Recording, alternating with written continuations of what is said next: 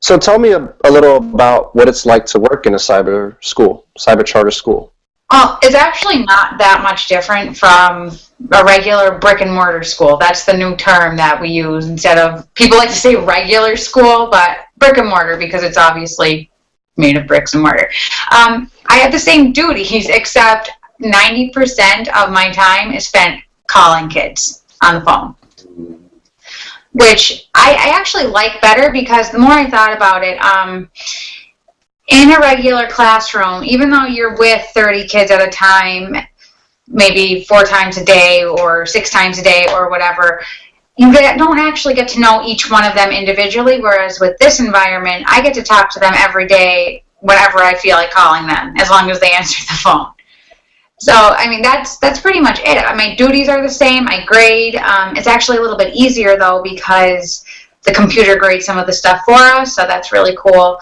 And again, calling. We have an EMS system, like a learning system, where we can manage all our kids and everything. I get to see their grades all the time. It gives us different reports. So diagnostically, it's actually better, I think, than a regular school, a brick and mortar school. So that's pretty much it. Schedule. So I print out my entire roster and I section them off by days and months. So I try to call at least 5 a day. The phone calls could last anywhere from 5 minutes to 40 minutes. It just depends on what I have to talk to them about, or on what kind of problems they're having, or, if they're not doing their work, I have to keep calling to make sure that they're doing their work. That's a big problem. Like, whereas in a regular school, you would have, you would be there to make the kids do their work. They're in their houses, so I have no control over that. So is that the normal ratio, 1 teacher to 200 students? Typically, you see, it depends too by subject area and grade level. I have coworkers that have middle school who do it a little bit differently, just like in a brick and mortar where you would see people broken up into maybe like quadrants or something like that, and they'd have teams. We have, like in middle school, they might have 100 kids. Typically, a high school teacher would have about 200, but I also have a friend who's an electives teacher who has 800 kids, so she's got 10% of our entire school under her wings. It's pretty crazy. But her responsibilities are a lot different than mine. I am teaching American government for 11th grade. Why do you believe cyber charters have become such a popular means for some children? There are a few different reasons. We see about 80% of our kids coming in because of bullying of some sort, or some kind of conflict or confrontations in school. I see a lot of kids, when I get to know them personally, there's a lot of religious reasons. I see a lot of kids who find that the social aspect of school is just not for them, and they like to do things on their own, or they like to pace things on their own. But in our school, it's a little bit different than what most schools, like cyber charter schools, do. I work at Commonwealth Connections Academy, and they have it set up where it's not really like the type that you can just finish and be done with in a month. Like, you are there, we expect you to be there 6 hours a day, 28 hours a week, like a regular student in a brick and mortar school. Nice. So, what do you believe the learning experience is like for the students? It kind of goes both ways. They choose to be there, so we try to teach them. They sign on for this, and sometimes it's just not for them. It's a lot of it's self-guided. Like I said, they can come to my live lesson, but most of my kids choose not to. So if they don't want direct instruction, it's all on them, and then what we call their learning coaches, which is typically their parents or somebody in their family who's older than them, who has more educational experience, and they have to kind of help them. But some parents just won't, or they just push the responsibilities off on somebody else, or they just don't care. And that's a huge problem that we also have in our school. But I say overall, the learning experience is positive because we go over their schedules with them. They choose what they want to go over, what they want to do. We talk about their future goals and try to match things that they're going to do in the future with what they're doing currently with us. And I mean, overall, when they actually do come to the live lessons, I think that they end up doing really well overall, so it's good. So a lot of you kids that you find that come to the live lessons do well, and the rest of them not so much. To a point. Then you have the two types of kids. You have some that are there who are there for the reason that they want to do it themselves, and they're super smart and really responsible and organized and can do everything great. And I've got a ton of those kids who are, they almost don't belong in a brick and mortar setting because it's too easy, I guess you can say. And then you have kids who are there almost in hiding, I would like to call it. They're trying to fly under the radar. They don't understand their responsibilities. They end up getting withdrawn after a few weeks. We have different kinds of withdrawals. We'll either withdraw them ourselves if they're not doing something because they have certain metrics they have to meet, and if they're showing, like, we have alarm statuses. So if they're going on alarm for attendance, obviously they're not coming or they're not doing their work. I just went over something today with a kid. They have 1% of my class done, and we're already 2 months into the semester. They're not going to pass. They're seniors, so they'll probably end up getting withdrawn. Well, we have something called live lesson, and they're not mandatory. I have mine on Tuesdays and Thursdays at 9 a.m. to 10 a.m. It's just the way that my department decided to arrange it. And then we have special ones on Mondays and Wednesdays that focus on other things that maybe a certain student might need, like a special thing for PSSAs or Keystones or something like that, or something if they have like a portfolio due or a paper. But they come to my life lessons. It's not mandatory. So usually I get about 20 out of the 200 that come. But then I try to bring more in by offering incentives like points or some crazy thing. But typically it's 20. So the live lessons, are you kind of doing like a flipped classroom where you're filming yourself, teaching a lesson? Yeah. Well, basically what it is, I mean, it can go different ways. Everybody does them a little bit differently. What I like to do every Tuesday and Thursday at 9, I invite the kids in. I let them in. They play. I either let them play a game or we listen to music for the first 5 minutes and let them talk in the chat pod because they just need to get it all out. And they'll ask me questions at that time. And then I will record the lesson. I don't like to put myself on camera because I'm like up in the little tiny box in the screen and all I see is myself moving around. So it's really distracting. I go through a PowerPoint like I would in a regular classroom.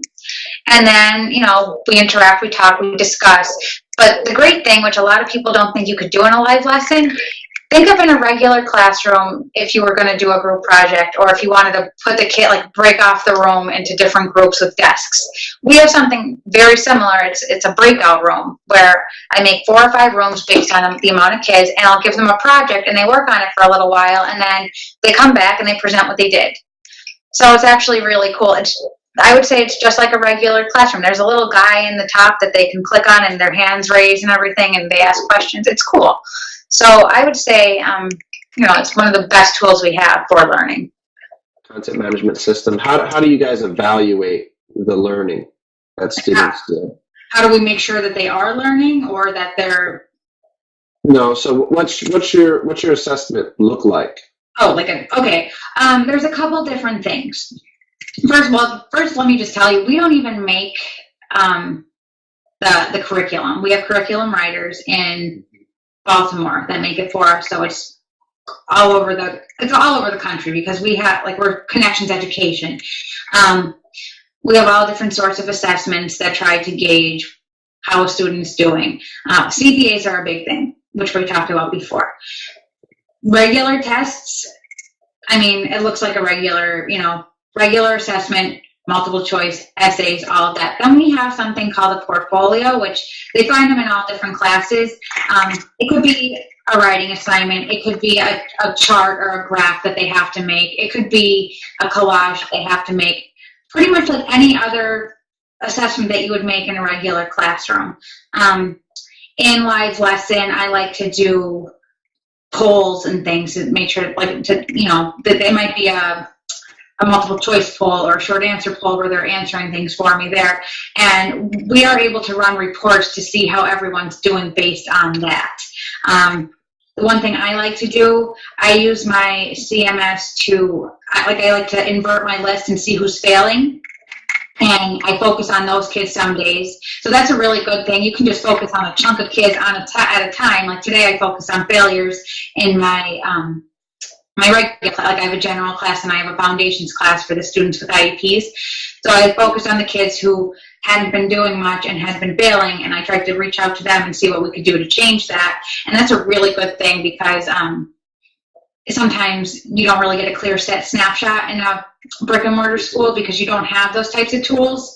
I feel like by doing that, what else do I like to do? I like to see when they last logged in. I can see what they're doing just based on that. With that, I can flip my list and see who's on alarm status and call them. And that's a really good way to gauge problems that are coming up within 200 students, because it's really hard to keep track of 200 students in a shot. You're not a little grade book and write everything down. You need a system like that to see how everybody's doing. And you can also, see trends. Like, did everybody fail a quiz? Why? Should I take that out? Should I put something else in its place? What was wrong with the test itself? And then that's how we also build our curriculum. And we go back to the writers and tell them what's wrong. That's something, maybe going back to your one question, something I would make better. Definitely try to get teachers who are formally at CCA or in general and have them weigh in more on the curriculum, because we really don't get a chance to do that as much as we would like to.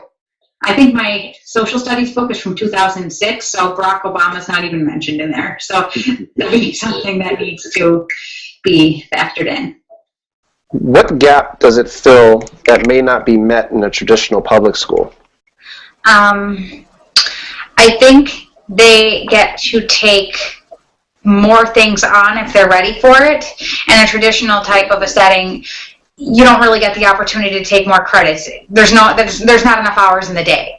Whereas in this type of setting, if they choose to take 7 credits a year, they can take 7 credits a year. If they choose the typical 6, they can do that. And also, we have the responsibility of doing scheduling for some of our kids too, because we actually have something called a homeroom. Mm-hmm. I actually just got done, and it was crazy.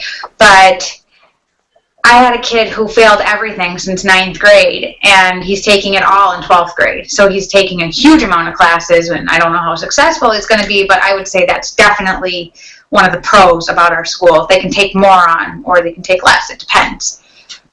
So what do you enjoy least about working for a charter school? Geez, I love my job, but probably this past week with the scheduling stuff, I have my homeroom students, I have 25, and all but 3 are not mine. So I don't get to talk to them other than scheduling them, giving them what we call a welcome call when they come in. Like when they're enrolled, we have to welcome them in and tell them about attendance, that they have to log in and do work 6 hours a day, make your schedule, be responsible for this, that, and the other thing. And they don't want to talk to me because they don't have to. They know that they have other responsibilities with other kids. So the struggle is getting them on the phone and actually talking to me. And that's probably what I hate most. But otherwise, I love everything. I mean, it's great. It's the most stress-free environment I've ever been in my life. There are some people who think that there are a lot of social limitations, that there's no social aspect of this, but we offer over 500 field trips a year. They can interact with each other. I have a message board that I put all my stuff on, that they can, like all my PowerPoints and live lessons that I have recorded, but I also create a thread for them to interact with each other. So that's a great thing socially. So I don't think there's many social limitations, maybe for some, but not for all. Other limitations, I mean, really? I wouldn't say there's any, because it's all what the student makes. It's the same thing that you would find somewhere else. It's just if they have the attitude, they're going to come in and put limitations on themselves. Like they're not going to reach out to their teachers or answer their teachers' phone calls or do any work or even try. And I would say that would be the limitation, to not have the person standing there behind them pushing them to do something, because they're hiding in their own homes, and I can't control that.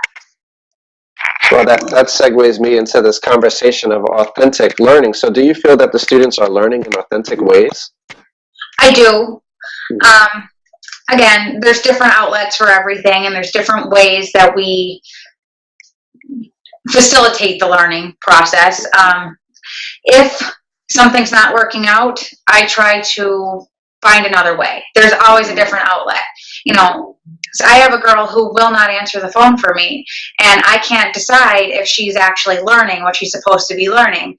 So I meet her in my live lesson room privately, and we talk about this together that way. The other thing that we do that I didn't really talk about, that we check in and make sure that the kids are doing their work, and there's not like their mom behind the computer screen doing it for them. Mm-hmm. We will something called a curriculum-based assessment. We call them CBAs, where when we make our phone calls, we ask them 3 to 5 questions about the material that they have covered, and if they can't answer them in some kind of way, then obviously we know there's a problem, then we dig deeper to try to figure out what's going on. But otherwise, there's definitely all different ways that they can learn and do everything that a regular student can do. Talk about the collaboration a little bit between you and your colleagues and you and your administration. It's awesome. It's better than anything I've ever seen in any school, hands down. We have groups upon groups upon groups that we are involved in. I have a department. Obviously, it would be a social studies department, but then within that, I have a PLC, which is a personal learning community, and that is only the American government teachers. So there's 6 of us, and every week on a Wednesday, we do did you ever use Link, Microsoft Link? It's like like an IM system, but you can call people and see people through video and everything on it. Oh. We do that every Wednesday. So there's a person, because there's 7 offices at CCA, so I've got some people that live in Pittsburgh, some people that live in Philly, some people that live in Harrisburg. I also have a lady who lived in Pittsburgh but just moved to Wisconsin, and she's actually teaching from there for us. We don't typically do that, but we meet every Wednesday and we talk about everything that's going on in our American government department, and what we need to do to make it better, and what we need to do to the curriculum to make it better.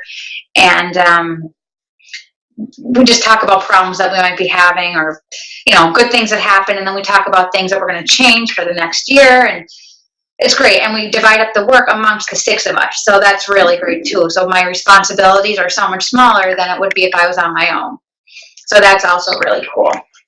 But then within my office, it's also cool because I'm the only American government teacher, but I have a U.S. history teacher in there with me. I have a world history teacher in there with me, and then I have like a business teacher. So we all get to talk to each other, and we have similar kids, so we get to talk about them and what we need to do to do stuff with that. And I have special ed teachers in there with me that can help me out with certain things. So it's great. There's just so many ways that other people can help us. It's wonderful. Do you have a high turnover rate? Because you say a lot of the kids are not doing the work. So, I mean, I know you've only been there 8 months, but have you heard of kids, a lot of kids coming in, going out, or they usually finishing the program? It's funny because we're only about 8 years old, so it's hard to tell exactly what the turnover rate would be, because we get kids in at all different levels. Like, for me, I focus mainly on the kids who are in 11th grade, so a lot of times it's their first year, and you typically see not so much of the turnover in high school, because they're usually coming in from like 9th or 10th grade and they're just finishing out the year. This is our biggest year so far. We met our goal for students in September or October. So we've exceeded our goal. We thought we were only going to get about 7,000 or 8,000, and I think we're well over 8,000 now. So that's great. I think it rose about 2,000 since last year. So I'd say the enrollment versus withdrawal process, there's definitely more enrolling than there is withdrawing at this time. The only thing we see again a lot of is the kids who aren't doing the work. They have to go because it's a truancy issue. Do those kids that have to go, do they get like warnings, like 3 warnings? Or? They get more warnings than anyone should ever get for anything. We do a ton of phone calls. We have a log system where every time you make a phone call, you have to log it and log why you're calling, and maybe put a little bit about the student in there, like how they're doing in your class. So you try to call the student, at least 10 times and see what's going on. You give them a couple months to try to get their act together, and after that, it just depends on what's going on. Like, I had a girl, she had a lot of personal problems. She had a lot of surgeries, and then this happened and that happened. So we try to give leeway.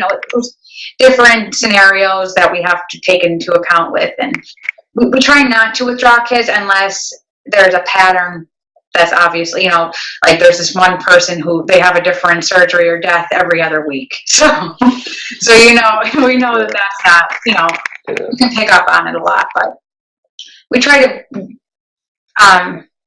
to use every outlet we can. If we can do a home visit, we will, to see what's going on. I know somebody in my office just did one a couple weeks ago. They're rare that we do them, but the girl wasn't doing anything. So she happened to live in Dalton.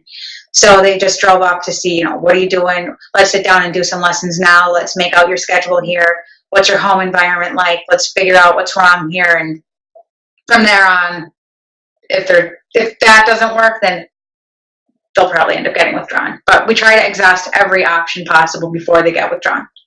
Do you perceive cyber charters systems growing in the future? Definitely. I think in the end, it's probably going to come out to be 3 big schools instead of a bunch of little ones. It just seems that the 3 major ones in Pennsylvania right now, mine being one of them, have the strongest system in place. There's a lot that goes into it. You know, there's a lot that you have to think about when you're actually going to go to a cyber charter school and to decide if it's right for you. But I think that with the climate that we're dealing with now, like socially and everything, and all the problems in regular schools, I think that they're going to grow immensely in the next few years. If you were able to, how would you improve this cyber charter system that you're in? I would try to make a student more accountable. I would probably try to make it that we do more like home visits. We do some of those home visits. They don't typically like us to do that, but I don't want to call it a consequence. You know what I mean? Like, I don't want to say a consequence, but try to make it so that they know, like, there's like maybe a meter that shows them what they need to be doing and maybe shut things down. Like, there needs to be a better way to make them do their work and make them more responsible, I guess, because some kids are just there and they don't care. But I don't know if that would matter anyway. It just depends on where they're from and how it works. But we do also have other centers that we're developing. I know some cyber charter schools do it where we bring kids into them. We have them in Philadelphia and in Harrisburg, where they do half their work on the computer and half of their work in this building where we actually watch them do it. And that's for kids who are they just can't do the work on their own. Otherwise, I mean, maybe make live lessons mandatory, because I think that would be a major thing. But other than that, I mean, the system's pretty good. We're always developing different ways and bouncing ideas off each other for what works and what doesn't. So what types of things do you think would better prepare you for this new wave of teaching online? Well, as in, like, if I was in college and I needed to prepare that way? Yeah. I don't even know. I'll tell you what, when I first started here, I was scared out of my mind, because it was so, to me, it was like there was just so many different things I had to learn and had to master before actually teaching. I went through an orientation, and it was 2 or 3 days long, and it was just all computer stuff. Like, they give you different scenarios and you have to answer tests, and that was a bunch of garbage. You need to be fully immersed in the system to know anything. And as somebody who went through it, I would say to maybe like create some kind of simulation where you actually get to learn about the tools that other schools use, like Live Lesson and all the great different things that you can do. You obviously have to be well-versed in Microsoft Office or you're not going to survive, which most people are at this point. Being familiar with technology of any kind and being like confident enough to use it is a big thing. And you also have to have a lot of communication skills. You know, you have to be able to talk on the phone with somebody. If you can't do it, you're not going to live in this environment. You're not going to survive. But that, I mean, again, I never thought I would be able to do this, and within a month, I was able to do things that everybody else was able to do. So it's just a learning curve. You know, you have to figure it out. But those are the types of things I would definitely say. Learning how to interpret EMS systems or CMS systems, and how to run reports and I mean, that's the main thing. That's what we use, and then obviously the live lessons, but not everybody uses that. So it just depends on where you go, because every place is different.